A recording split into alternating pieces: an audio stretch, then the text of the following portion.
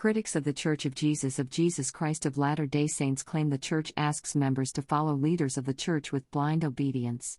Members are to do what they are told without question. Such claims are false. Blind obedience is response to commands without question or taught in what one is doing. Robots and computers engage in blind obedience by the input given to them. The Church has never taught members should be like robots. Leaders have taught the saints to study things out for themselves and get their own testimony.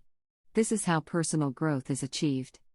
The following is just a few statements from Latter-day Saint leaders over time. Far more could be included.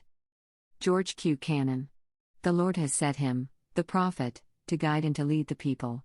To lead the people blindly without knowing themselves whither they are going? No, certainly not.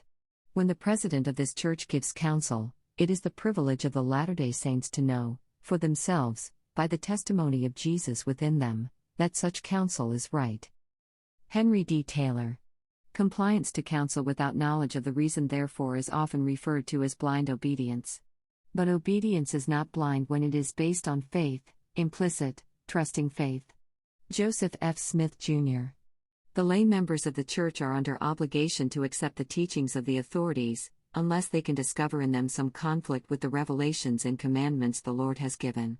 There are times when the leading brethren have expressed their own opinions on various subjects, but when the Lord has spoken through his servants who holds the keys, there should be unity among the members of the Church.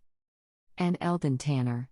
We do not suggest blind obedience, but obedience by faith in those things which may not be fully understood by man's limited comprehension, but which in the infinite wisdom of God are for man's benefit and blessing.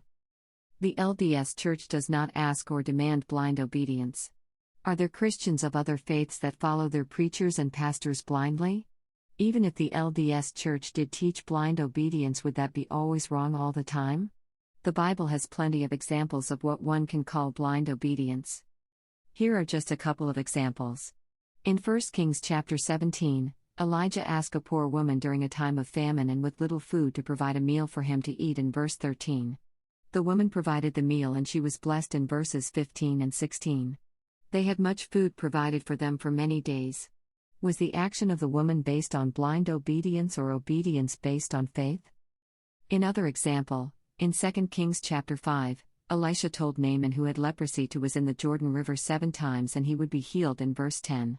Naaman became angered as he did not want to get washed in the Jordan River but a better river that had nothing to do with Israel. His servants persuaded him to do what was asked of him. Naaman did prophet asked and was healed in verse 14. Was Naaman action based on blind obedience or obedience based on faith of what the prophet told him to do? The whole point of leadership is people making decisions and people following the decisions made.